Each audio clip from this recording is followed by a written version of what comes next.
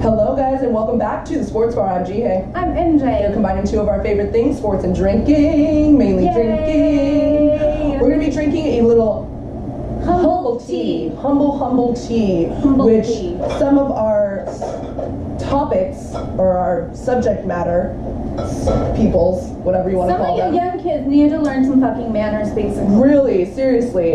So we will be talking about the NFL draft and particularly the 5 quarterbacks that were picked in the NFL draft. Sorry guys, I make a shit ton of noise. So your highs and lows on this one, MJ. I'm gonna throw it to you. I'm just gonna go. I'm glad that Sam Darnold went to the Jets and not the Browns, because I think he's a good kid, and I think he would crumble in Cleveland. I think Baker Mayfield. Cleveland would crumble him. Yeah.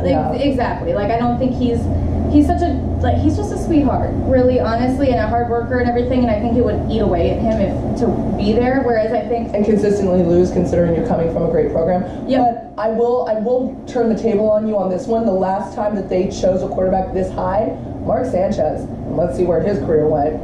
So, I mean, that's but you know what? And he's not better than the Browns. Yeah, but he's not Mark Sanchez. So, yeah, I will say this, like, he's not Mark Sanchez. He's got a bunch of quarterbacks to hang out with this year, that's for damn sure. That is. Y'all are us this year, we were last year, you know? Oh my god, with like 8 million quarterbacks. Yeah, it's I think that What's up, Teddy? my personal, I wanted to root for Chosen Rosen, but I'm actually going to go with Lamar Jackson because being picked last and being, so humble about it. And granted, he is from the South, so I'd get it. Yes, Kentucky's the fucking South, people. So he, being from the South and being that humble, hence the humble tea, which Rosen, you need to freaking swallow it. Yes. Drink the humble tea, eat a side of humble pie, because seriously, there were 9 mistakes before you. Come on. Dude, seriously. And, I get it. Have a chip on your shoulder. Just be like, you know what, I'm going to come out playing, with a chip on my shoulder. Don't say that there were 9 mistakes before you. Don't bring down your fellow draft class. It's not a good look. But going back to Lamar Jackson, he took it with grace, being the 32nd pick. Baltimore, I think it's going to be great because it will be a good learning experience for him, learning from somebody that has won a Super Bowl in Flacco, and learning from, the Ravens system, and their management staff actually is going to probably subside after this year, but at least he'll get a little bit of a NFL training, 1 year NFL education. I think he handled himself extremely well, and that's what you want in a quarterback. You want somebody that's not going to go off the handle and, not a Manziel kind of type. He was a little sweetheart. I just was like, oh, God, good for you. Especially since all the shit he's been getting during the combine and during, this whole entire process. Everyone's like, oh, why did they even bring him? He's just sitting in the green room by himself, blah, blah, blah. It's like, chill, Carrie, chill. And they tried to make him sad about it, and he's like, I'm happy to be a Raven. That is exactly how you want someone to handle. Yeah, he's gonna be a leader. I just see it. I love it. I'm so excited for him. It was kind of a tie, him and Sam Darnold. So we're gonna switch over now to honestly a little juicier. To her humble tea, the humble tea that 2 quarterbacks, in my personal opinion, need to fucking take. I've never been a fan of Baker Mayfield. Not even before the planning of the flag bullshit. I'm just not a fan. I think that he's extremely pompous. I think that he is not a number one. This is Johnny Manziel all over again. Cleveland, you're not gonna win 1 game with this kid. And if you do, I'll fucking eat my words. There's the bet. Perfect. We can totally bet that. Okay. If he actually comes out and makes it so they win 3 games. 3? I'm gonna up it. Yeah. Okay. Fine. 2. I'll even give you the benefit of the doubt. 2 games. If you come out and win 2 games with this kid, or with your franchise in general. Yeah.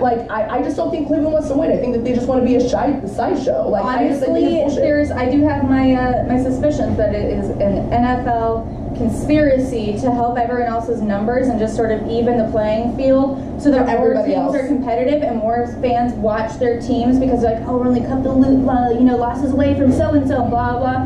Because I know Cleveland, if you've stuck through them this far, you're not... they're the cake team, man. You go in, they're like my Clippers, way back in the day during, the Brent Berry days. You are the cake team. You go into Cleveland, or they come to you, and you fucking just Trump them, and you're just like, okay, cool, we can knock that off. That's a win. You know, at least we had that one. You know, even if you only went like 3 and, you know, how many weeks is again? 17 weeks in the NFL.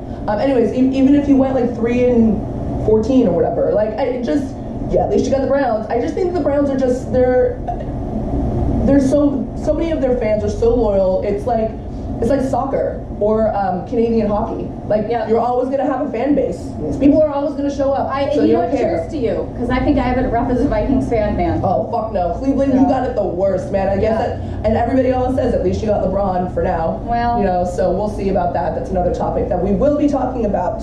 The King winning Game 5. So stay tuned for that episode. But going back to just disappointments, man. Like I was like, and I knew when Schefter actually came out and said, you know, Baker Mayfield projected at number 1. And I'm like, you know, that's a farce. Like that's just, if they do it, it's because it's a show, and you guys want to make it a show and sell jerseys and tickets.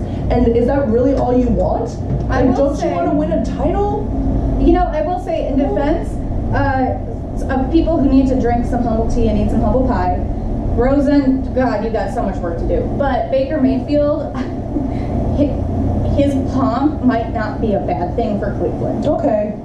You know, because losing, even if he literally wins 2 games or less, it's not going to get that kid down. It's just going to feed him. It's going to, like, you know, like, I don't think that is going to, even though people compare, he had some stupid fucking issues, and don't get me wrong, I'm not a big fan of him as a person, but I don't think he's a bad thing for Cleveland. Like, they need some fucking energy in that room, and Johnny Manziel had actual problems. I don't think Baker Mayfield has an actual problem. Yeah, Manziel's he's not bipolar, and you know, and Manziel's just a fucking dumbass kid, you know, and hopefully that, you know, the whip gets whipped out of him when he starts losing a bunch. But I think he might bring some electricity to that locker room, and they did make some good moves in the offseason. They did make some good moves in the offseason.